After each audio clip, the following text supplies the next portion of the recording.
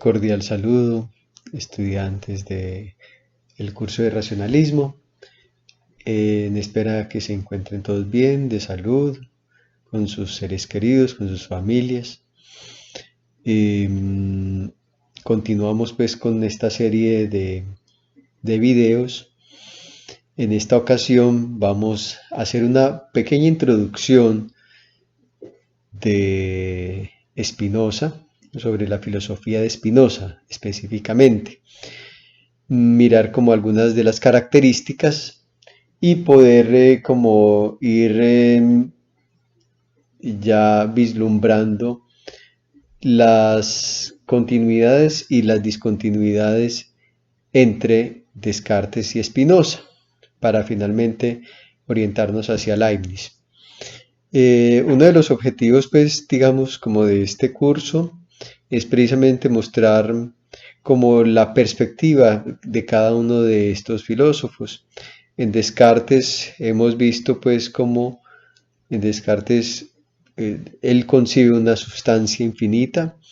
Sin embargo, esa sustancia infinita también, que es de manera eminente, es Dios como tal,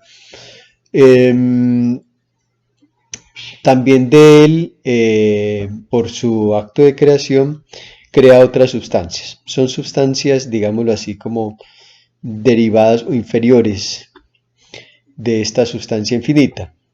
Pareciese ser que Descartes habla de una sustancia, ¿cierto? Pero igualmente habla de sustancias refiriéndose a todo aquello que existe por sí mismo y no por otro. Vamos a ver que esa es una similitud. Sin embargo, Descartes no habla de la sustancia directamente como una existencia, eso lo va a decir de Dios, es decir, que Dios lo va a concebir tanto de la misma manera como una esencia y como una existencia. Pero al partir Descartes de la proposición aquella según la cual pienso luego existo, pareciese ser que esa existencia no es que la derive del pensamiento mismo, sino que por el pensamiento se llega a tener la conciencia, digamos, real de la existencia, ¿no? O la característica esencial por la cual ese ser pensante como es el hombre existe, que es entonces el pensamiento. Por eso el pensamiento va a ser preeminente. Dios no es una sustancia extensa en ese sentido. O sea, la sustancia infinita no va a ser extensa. Va a ser la creación, digamos, en los objetos que van a estar creados. Bueno, pero una derivación también de ello, de esa filosofía de Descartes, en la cual se establecen pues como esas otras sustancias, eh, digamos, que derivan o dependen más bien de su existencia y de su esencia de Dios, que son la sustancia extensa, la res cogitans y la res extensa, en primacía la res cogitans precisamente. Vamos a ver que en Descartes la, la idea, la idea precisamente va a depender específicamente de esa sustancia que piensa, esa sustancia cognoscente. Así que todos aquellos otros atributos del pensamiento, eh, como la imaginación, la sensación, el que dude, el que quiera o no quiera, todo ello específicamente tiene digamos, como una sustentación epistémica desde la res cogitans. Eso va a generar que en el momento de establecer, digámoslo así, como unas ideas claras y distintas ya en la res extensa, pues efectivamente sea la idea la que, que está derivada pues del pensamiento, la que prime y la que determine esa claridad y esa distinción. Es decir, no va a ser ni los sentidos, no van a ser las sensaciones, no va a ser ni tampoco ya en los atributos del pensamiento, ni la imaginación ni la sensación. No, no tiene nada que ver en las ideas que surjan de esos atributos o de esos modos también, ¿cierto? No tiene nada que ver, decimos, con que de ellas deriven esas características de que sean claras y distintas solamente del pensamiento. Y solamente, pero de un pensamiento cognoscente, de un pensamiento, digámoslo así, eh, que, que sea de carácter abstracto, en el cual precisamente pueda realizar todas esas operaciones de la mente, del espíritu, que tiendan efectivamente a, a encontrar esas certezas. O sea, estamos hablando del entendimiento específicamente. Así que aquello que se le va a presentar al entendimiento, y aquí es precisamente como uno de los puntos en que mencionábamos en la lectura con respecto a Descartes, es en el pensamiento, al pensamiento, o es al entendimiento, perdón, al que se le van a presentar, ¿cierto? Estas ideas. Al presentársele al entendimiento estas ideas, el entendimiento realiza un acto de representación de esas ideas. Es decir, las ideas las representa, las ideas que se le presentan, casi que es algo casi como circular de alguna manera. Eh, Esas ideas inicialmente que se presentan como unas imágenes que de alguna manera son confusas, ¿cierto? Porque provienen de las sensaciones, de la imaginación, de los cuerpos, etcétera, etcétera. Se le presentan de manera confusa. Él es el entendimiento por medio de su acción el que se las representa, termina representando de manera clara y distinta. ¿Y de qué manera?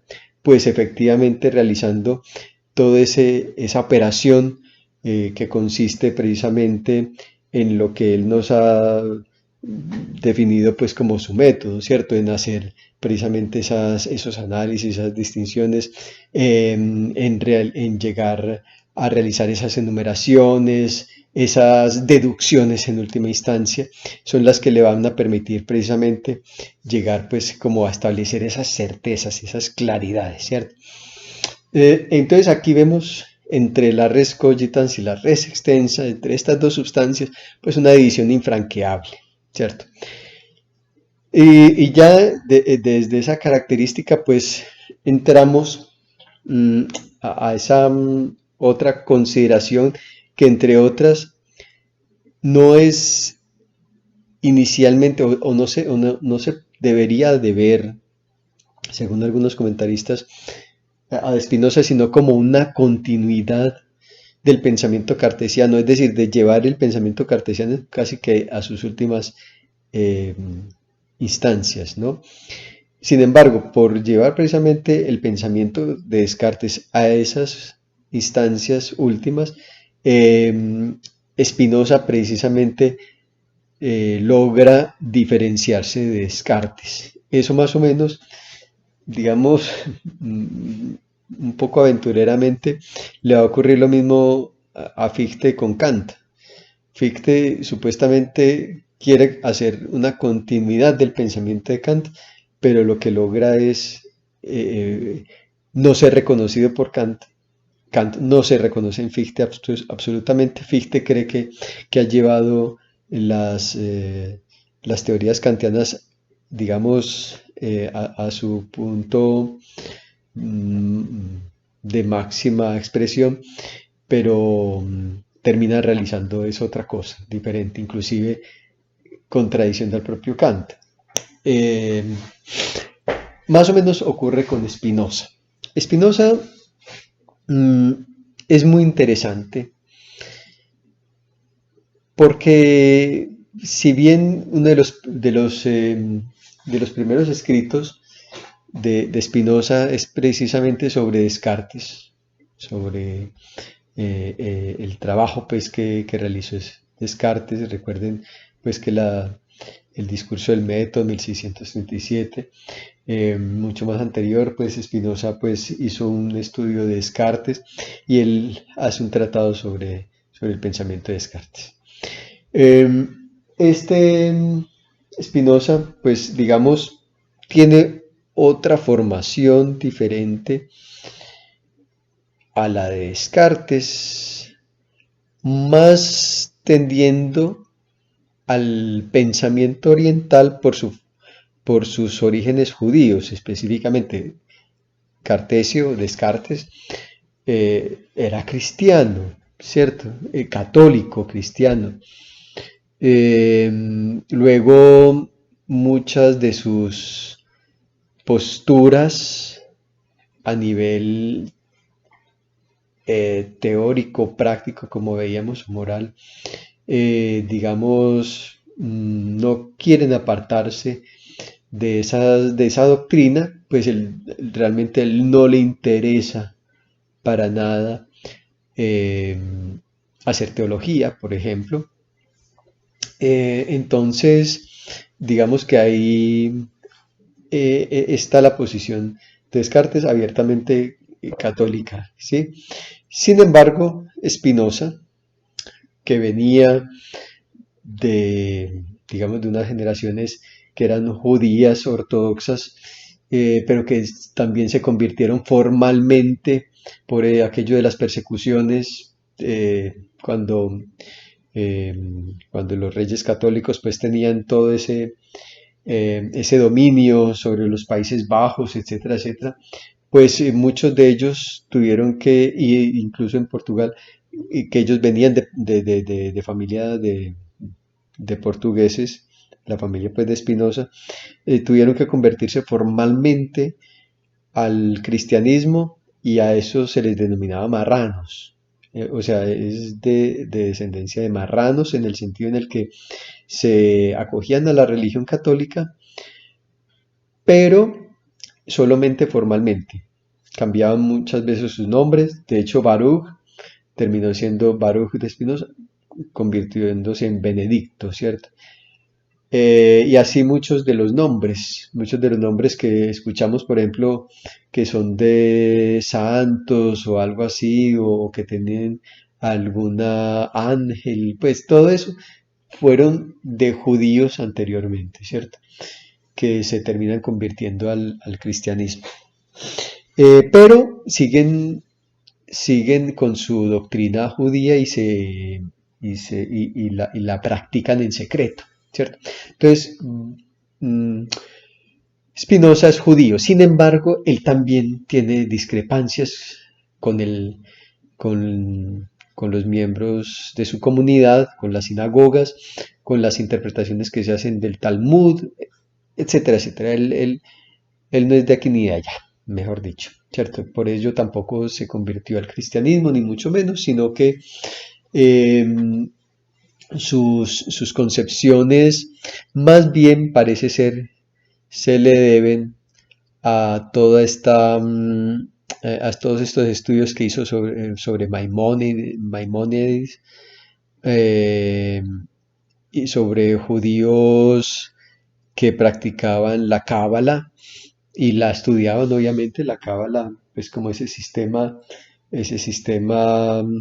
hermético sectárico, digámoslo así, pues de interpretación del Talmud a partir de una numerología y, bueno, en fin, es bastante complejo, bastante hermética esas interpretaciones. Parece ser que también tuvo una distancia con ellos, no se puede decir pues que simplemente pues que Spinoza era un cabalista, no, sino que pues conoció bastante y posiblemente eso fue una influencia de él para concebir una especie de sustancia, como vamos a ver de carácter panteísta, ¿sí? Eso es lo que se ha dicho. Hegel va a decir otra cosa. Hegel va a decir que no es que sea panteísta, es que tiene una posición acosmicista. Bueno, después vamos a mirar eso más adelante.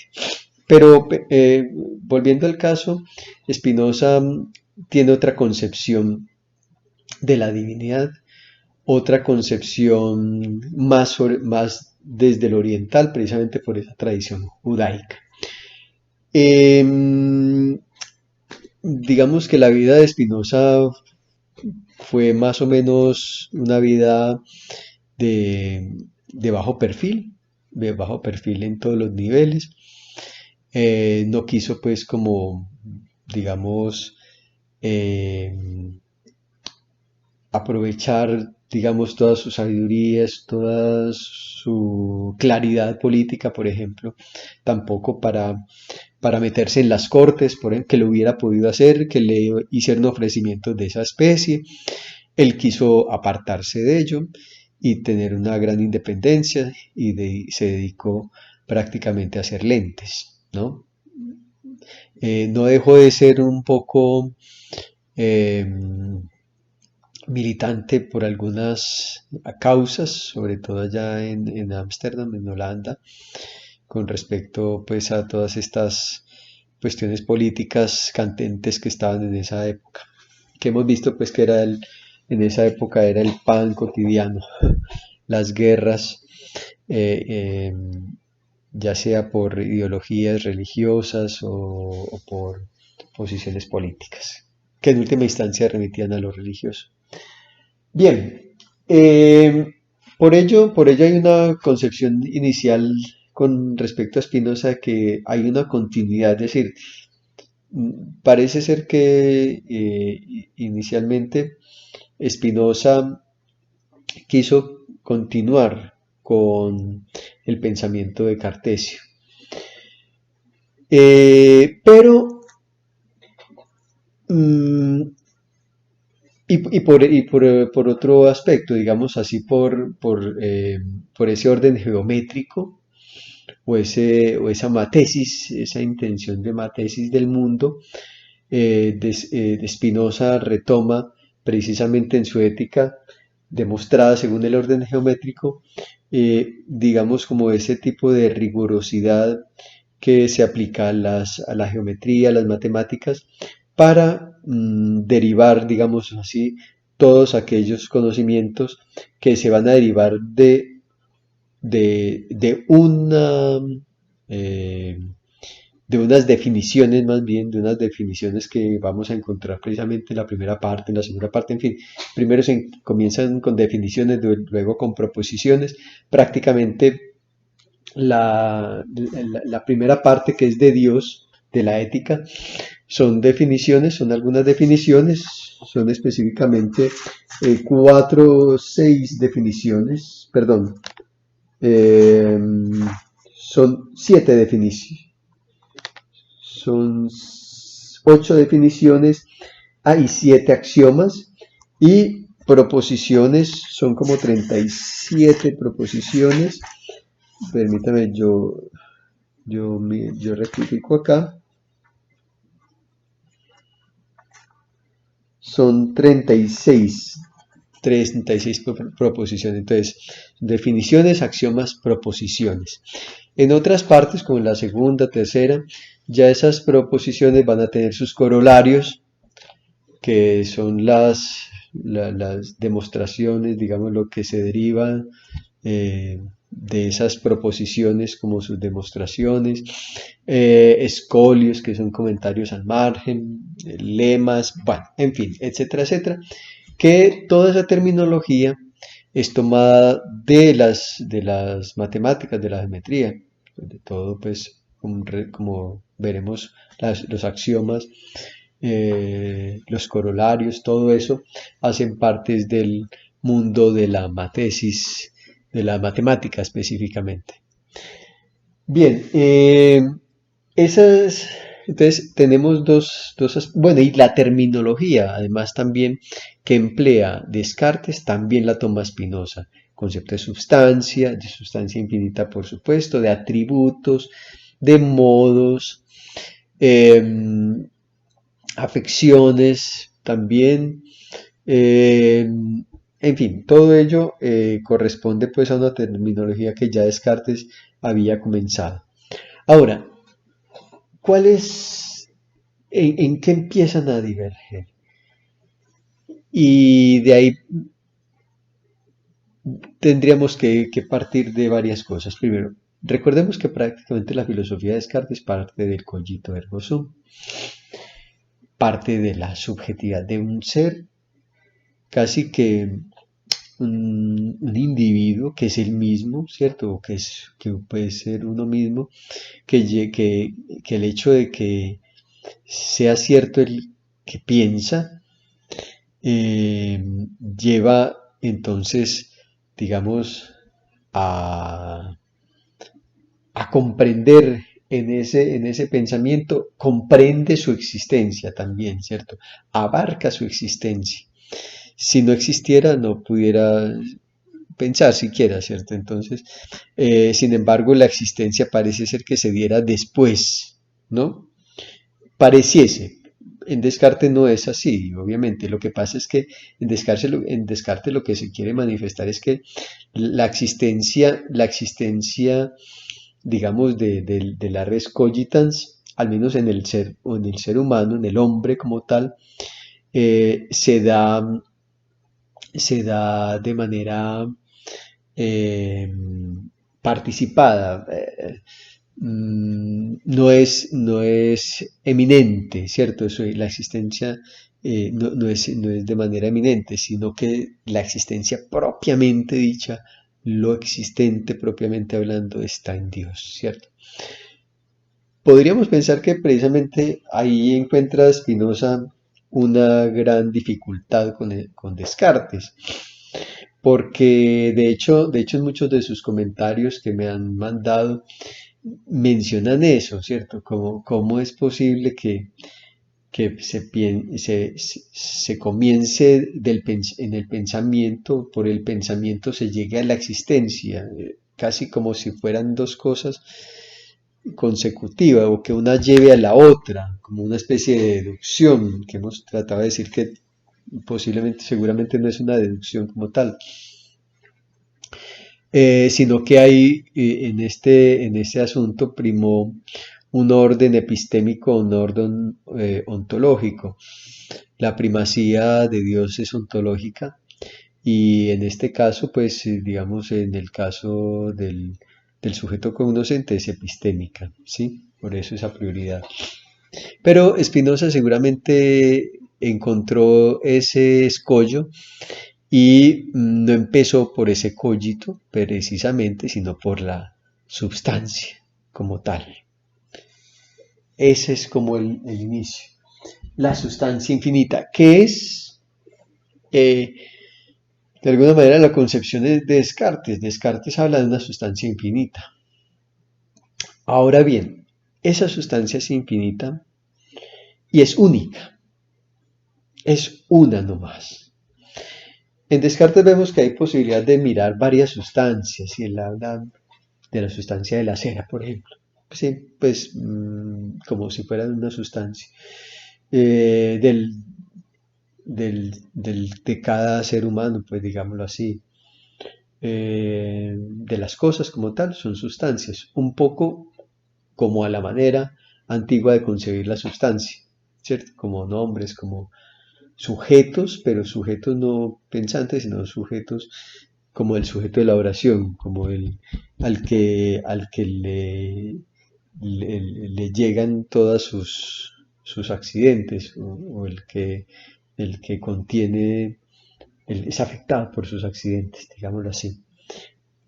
Pero es sustancia, en última instancia. Bien, esa sustancia infinita, vamos a ver que es una sustancia que además es causa de sí. En la causa sui menciona precisamente que no pudo haber sido ocasionada o que no pudo haber sido causada por otra, sino ella misma se causa así. esa es una de las grandes diferencias, del gran principio más bien, de la sustancia infinita en Spinoza. Y que es una, efectivamente, y no múltiples. Por ejemplo, no divide Spinoza sustancias eh, extensas y sustancias cognitivas o cognoscentes, o res cogitans o res extensa, ¿no? Para él esa división no existe, no se puede dar, no tiene por qué darse precisamente. Si la sustancia es una, no puede dividirse en dos, con esos dos atributos, es decir, los atributos que determinan la esencia o que determinan a la sustancia más bien en su esencia, no pueden convertirse en otras sustancias porque entonces no podrían haber dos sustancias, ¿sí? Eh, ese sería pues como un asunto. Si esos atributos, digamos, son los mismos para ambas sustancias, pues no tendría ningún sentido pues de dividirlo, ¿cierto? Bueno, en fin, el hecho es de que se habla de una sustancia única. ¿Qué es Dios o naturaleza? Y aquí empezamos ya las distinciones. Dios sive natura, Dios o naturaleza. Y entonces, en este caso, la naturaleza, ¿a qué hace referencia? O bueno, digamos como unas posibilidades, hablamos de un Dios que al producirse a sí mismo es natura naturans, ¿sí? Es como el acto creativo, o es el acto, el acto propiamente dicho, natura naturans, es la naturaleza y que es la que produce, la que actualiza, ¿cierto? Y habría otra que es la natura naturata, que esa estaría referida, digamos ya todo aquello que tiene que ver con el atributo de la extensión, de todas las cosas como tal, ¿cierto? De los cuerpos, etcétera, etcétera. Y no es que la natura naturans y la natura naturata fueran diferentes, fueran sustancias diferentes, es como si fuese las dos caras de una misma moneda, ¿sí? La natura naturans está expresando de alguna manera todos aquellos eh, atributos, digamos, que hacen que la sustancia sea causa de sí misma, y en cambio la natura naturata como tal sería ya lo ya creado, lo ya producido, lo que ya está puesto en el mundo, cuya causa eficiente es Dios. ¿Sí? Ese sería el punto. Ahora, ¿cómo resuelve, pues, digamos, Spinoza esa dicotomía entre el atributo de la extensión y el atributo del pensamiento?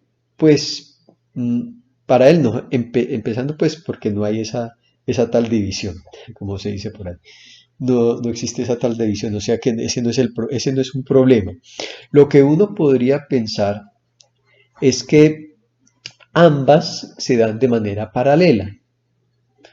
No hay una preeminencia, como resultaba en Descartes, que la sustancia infinita era la eminente por la forma, por la actualidad, que imprimía o que creaba las otras existencias, y entonces eran, digamos, unas existencias que dependían de alguna manera de esa primera sustancia, ¿sí? Aquí no, aquí no hay primacía, aquí hay paralelismo, o sea, el orden de las ideas es el orden de las cosas, ¿sí? Entonces, digamos que ambas, la res cogitans y la res extensa, van de manera paralela, sí, están implicadas mutuamente. Lo que ocurre en una ocurre también en la otra. De hecho, la sustancia tiene infinitos atributos. Entonces, ¿por qué? Porque solamente tenemos dos, pues porque solamente conocemos dos, no más, el atributo de la extensión y el atributo del pensamiento, no más. Entonces, de ahí que, y existirían infinidad, infinidad de atributos que parece ser no están referidos tanto a una cantidad, a una cuestión de cantidad, sino más bien de cualidad. Y ahí está como la diferencia. La sustancia es, digamos, también infinita en su aspecto cualitativo.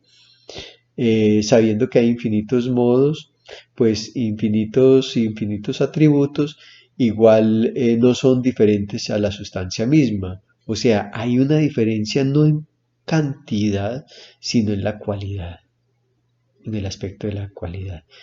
Ahí hay mucho pues como para que vamos como discutiendo. Recordemos que este es simplemente como un abrebocas de lo que vamos a continuar como en el transcurso de este curso, que si bien esta sería como una introducción a Spinoza, ya con ustedes van a tener la lectura de la primera parte de la ética sobre Dios.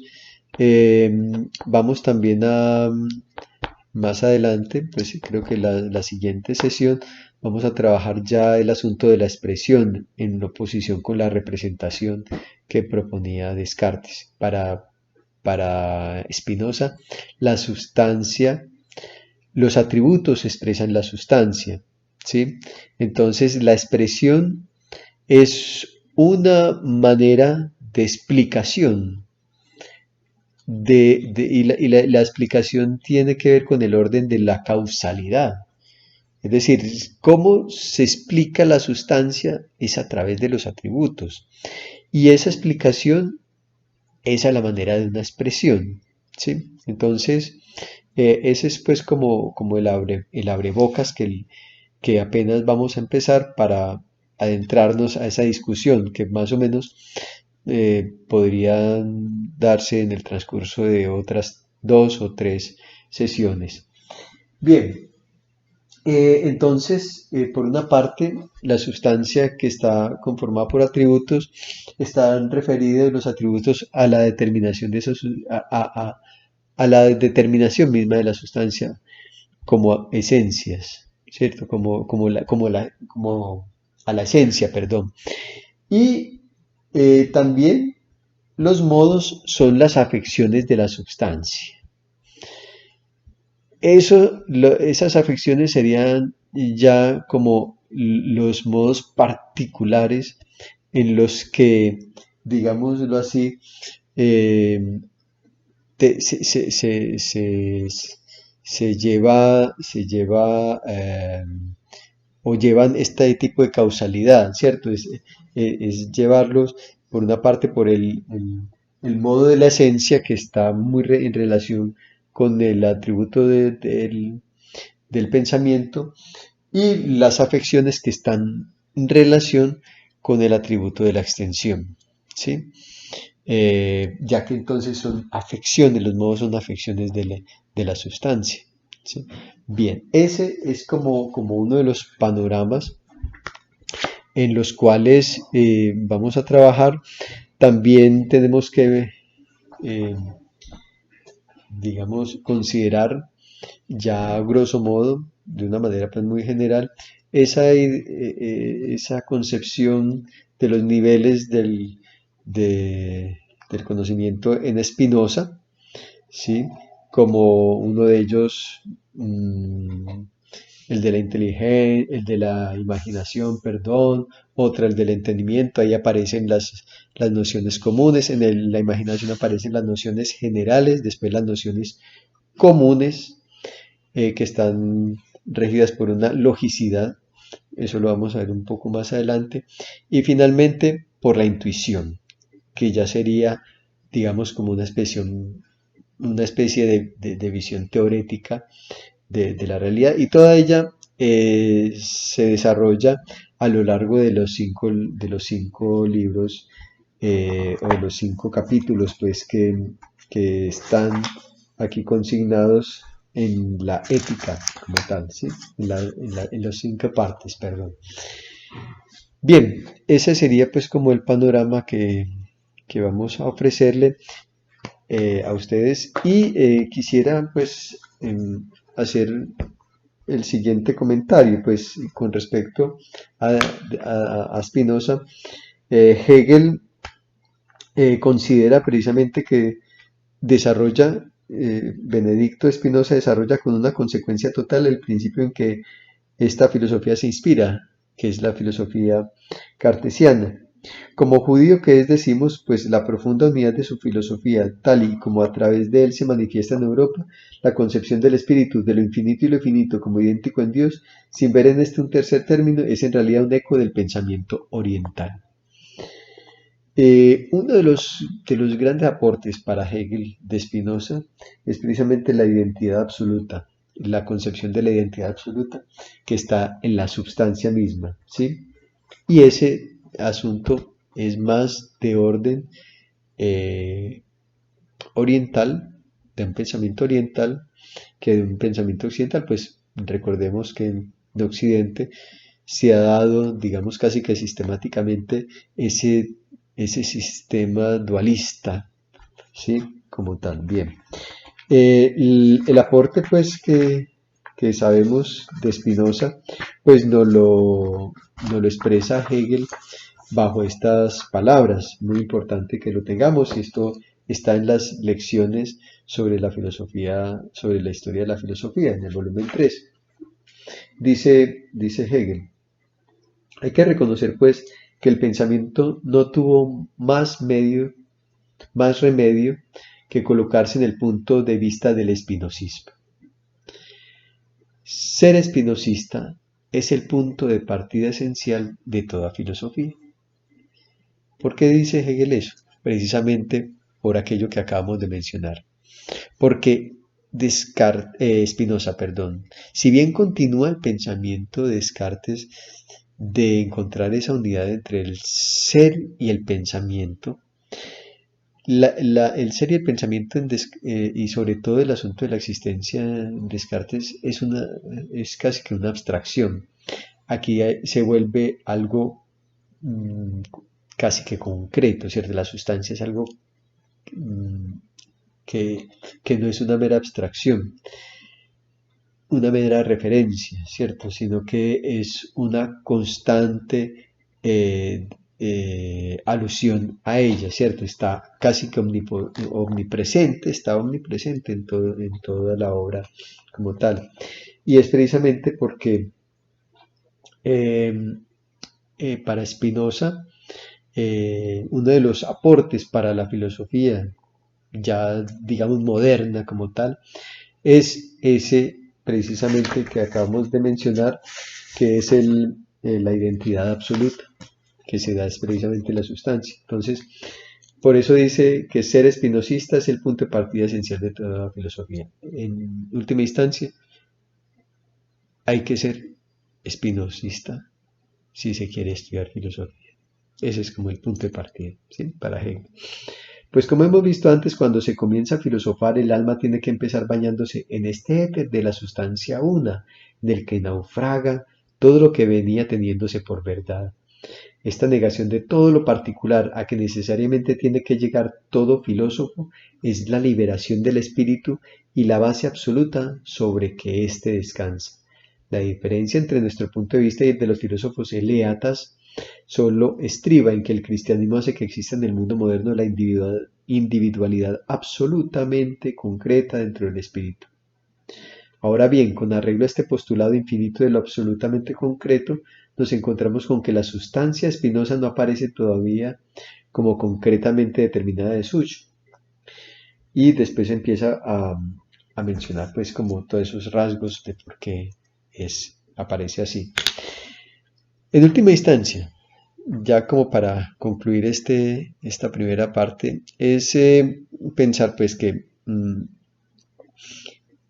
Spinoza parte de la sustancia infinita como una, ¿sí? Que es causa de sí.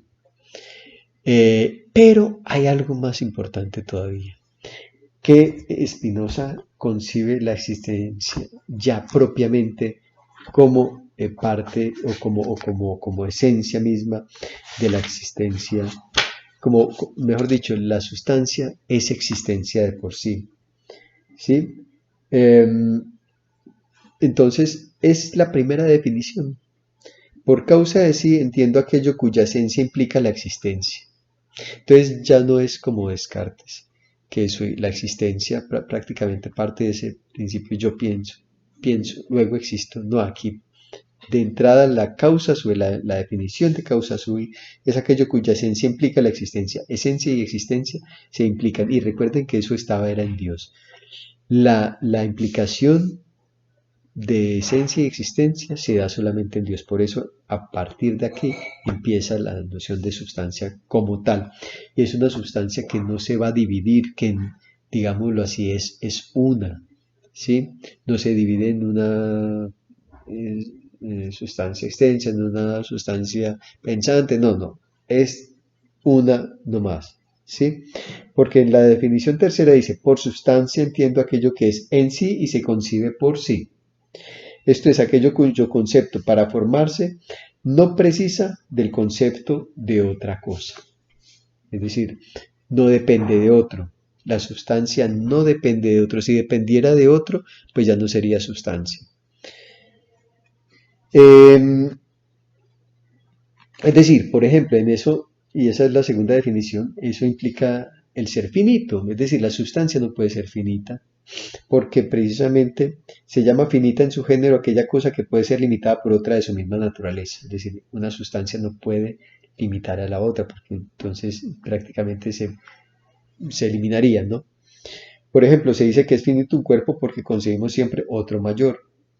Es decir, el aspecto de relatividad, lo relativo a, también está implícito en el concepto de finito, cosa que no podría darse en la sustancia. Por eso la sustancia no solamente es infinita, sino también es absoluta. ¿Sí? Y la cuarta definición dice, por atributo entiendo aquello que el entendimiento, por eso hablamos de la res cogitans que determinaba los atributos, que el entendimiento percibe una sustancia como constitutivo de la esencia de la misma. ¿Sí? Por modo, entiendo las afecciones de una sustancia, o sea, aquello que es en otra cosa. Entonces, aquí ya hay una gran diferencia entre la sustancia y el modo, porque en la sustancia hablábamos que era aquello que es en sí y se concibe por sí, pero en el modo, ojo, dice aquello que es en otra cosa, no es en sí, en otra cosa, por medio de la cual es también concebido. Por Dios entiende un ser absolutamente infinito, esto es, una sustancia que consta de infinitos atributos, cada uno de los cuales expresa una esencia eterna e infinita. Aquí empieza el elemento importante que es la expresión. Y tiene una explicación esta definición. Digo absolutamente infinito y no en su género, pues de aquello que es meramente infinito en su género podemos negar infinitos atributos, mientras que a la esencia de lo que es absolutamente infinito pertenece todo cuanto expresa su esencia y no implica negación absoluta.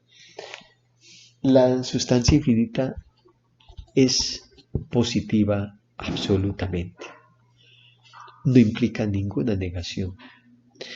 Y ese es uno de los elementos pues que digamos también Hegel va a criticarle porque para que algo sea completamente o sea absolutamente positivo debe haber pasado primero por una negación. Así que la noción de sustancia es una noción que no es dinámica, como vamos a hablar después de Leibniz, que vamos a hablar del espécimen dinámico, más, digamos, más coherente en ese aspecto, parece ser que es una sustancia inmóvil, una sustancia que por ser una completamente absoluta, no implican ninguna negación, ¿cierto? Bien, entonces esas son pues como partes. Terminemos precisamente con las otras definiciones. Se llama libre aquella cosa que existe en virtud de la sola necesidad de su naturaleza y es determinada por sí sola a obrar, y necesaria, o mejor, compelida a la que es determinada por otra cosa a existir y operar de cierta y determinada manera. Aquí hay una gran dificultad con Spinoza, pues porque parece que la libertad humana no existiese, que el único libre es Dios, pero es también en, en cierto aspecto, no en el que puede hacer lo que se le dé la gana, sino que también está determinado por su propia naturaleza, ¿cierto? Y de hecho, creemos que somos libres, pero es precisamente porque no conocemos la causa, ¿cierto? Dice Spinoza. Y ahí hay un elemento pues que vale la pena pues como continuar investigando, pero eso se va a dar sobre todo hacia el final de la quinta parte. Y por eternidad entiendo la existencia misma, en cuanto se la concibe como siguiendo necesariamente la sola definición de una cosa eterna. En efecto, la explicación dice, tal existencia se concibe como una verdad eterna, como si se tratase de la esencia de la cosa, y por eso no puede explicarse por la duración o el tiempo, aunque se piense la duración como careciendo de principio y fin. Entonces, la eternidad no está definida por una sucesión temporal, efectivamente. ¿Sí?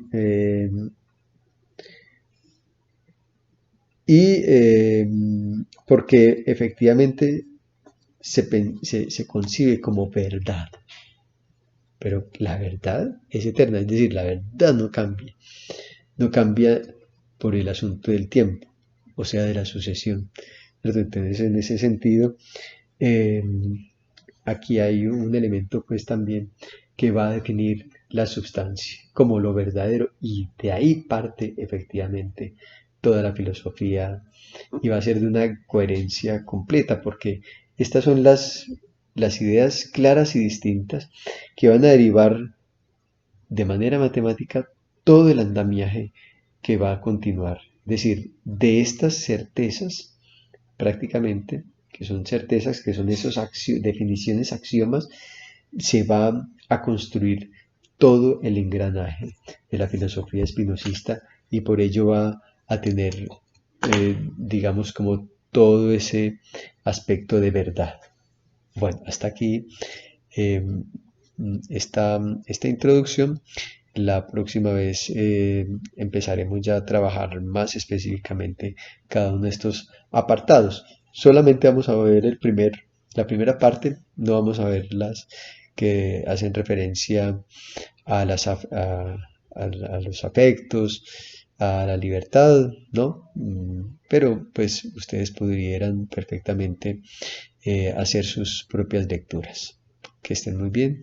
Eh, Cuídense mucho.